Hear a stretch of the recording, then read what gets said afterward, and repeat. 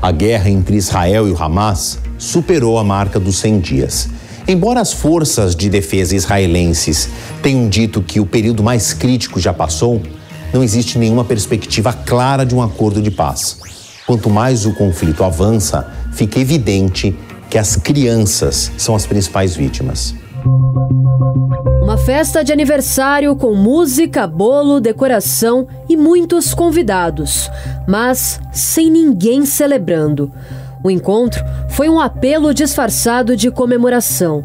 Familiares se reuniram em homenagem a Kfir Bibas, na data de 1 ano do nascimento do bebê. A criança é uma dos 130 israelenses que continuam reféns do Hamas.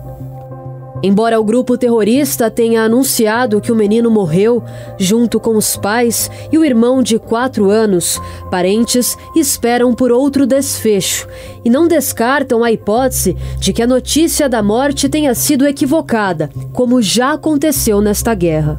Quem conseguiu ser libertado pela milícia lembra o horror do cativeiro. Minhas filhas tiveram de usar uma pia e uma lata de lixo como vaso sanitário por 52 dias.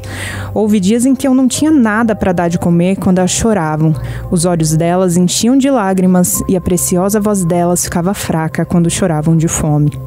A partir de relatos como este, uma organização humanitária montou uma exposição em Londres que recria os cativeiros do Hamas.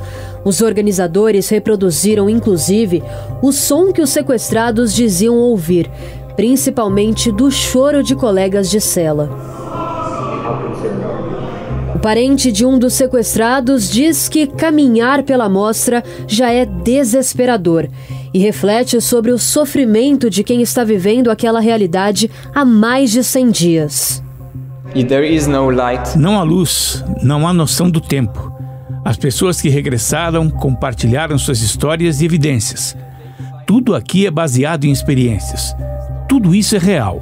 Portanto, é doloroso pensar que isso é o que eles estão passando. Que estão sendo torturados. Que estão sendo tratados de forma brutal. Eles não têm comida suficiente, não têm água suficiente. Eles não podem sequer tomar banho nesses 100 dias. Shower for more than 100 days. Esta semana, uma articulação internacional conseguiu que pelo menos medicamento entrasse na faixa de Gaza, especialmente para abastecer os locais onde reféns estão sendo mantidos. A negociação passou pela distribuição de parte dos recursos para moradores do local, que também estão vivendo em condições subhumanas. Milhares de palestinos estão vivendo sob escombros. Falta tudo. O chefe das operações humanitárias da ONU, Martin Griffiths, classificou a faixa de Gaza como simplesmente inabitável e um local de morte e desesperança. O Unicef, que é o Fundo das Nações Unidas para a Infância e Adolescência, declarou que o território palestino no sudoeste de Israel é o lugar mais perigoso do mundo para uma criança hoje. Independente do lado do conflito, a guerra afeta todos os envolvidos, mas os pequenos são os mais suscetíveis a traumas. E mesmo que as crianças consigam usar o universo lúdico para superar tragédias, o trabalho de profissionais em busca da resiliência dos menores é essencial para atenuar as sequelas e fazer com que meninos e meninas sigam uma vida mais normal possível. O professor Reinaldo Nascimento faz parte deste esforço.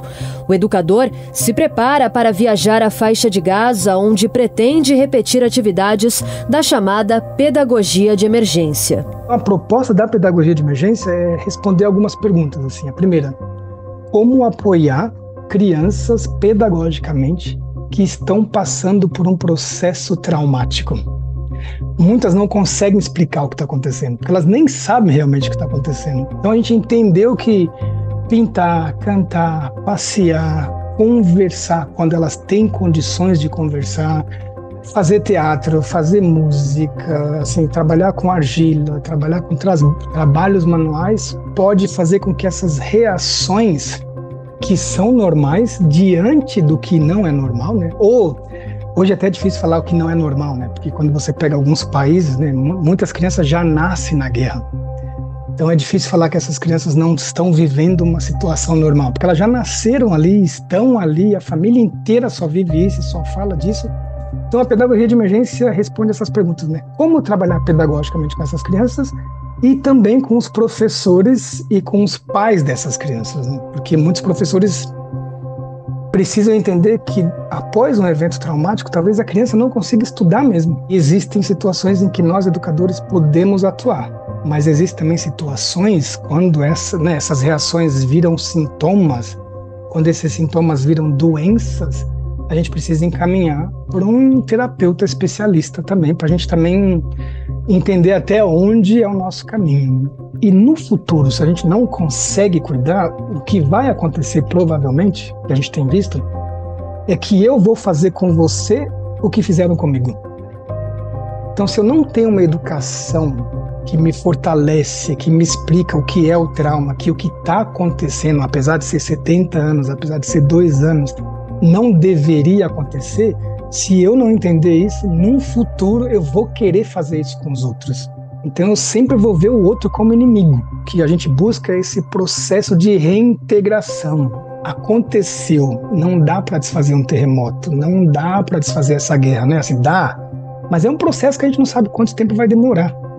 Então, como entender que talvez a outra pessoa, a outra criança, também esteja morrendo de medo, esteja sofrendo as mesmas reações, né?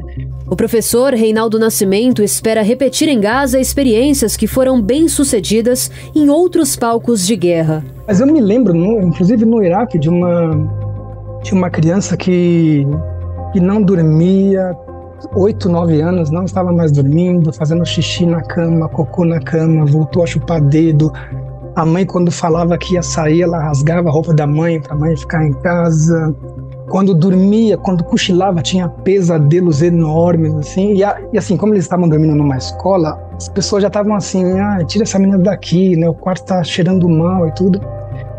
A mãe veio falar pra gente o que estava acontecendo, falou todos os sintomas. E em algum momento ela falou assim, eu acho que tudo isso é porque minha filha viu o meu esposo sendo decapitado. E ela tinha mais ou menos 8 anos e meio. Então a gente falou, calma, então tá tudo bem, né? Ter esses sintomas é normal. O que não é normal é uma criança de 8 anos, 9 anos ver o pai sendo decapitado. Então a rodinha, né? Nós tínhamos uma roda com crianças da idade dela, a gente pegou essa roda e levou para frente da sala onde ela estava dormindo. E ela começou a colocar a cabeça, começou a dar uma olhadinha, uma professora foi lá, ela não quis sair, depois ela quis sair, e assim, né? A história é bem longa, mas no meio, assim, da roda ela levantou. Nós pensamos que ela iria sair e, na verdade, ela perguntou se podia cantar uma música.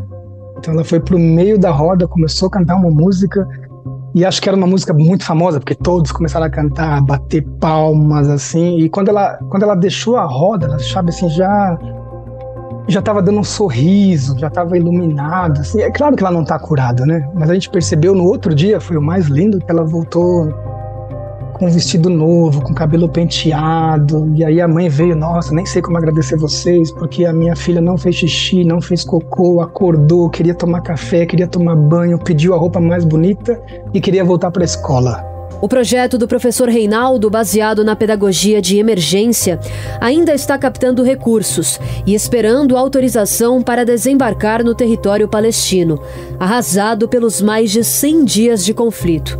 Enquanto a ajuda não chega, as crianças da faixa de Gaza fazem o que podem para atenuar a dura realidade da violência.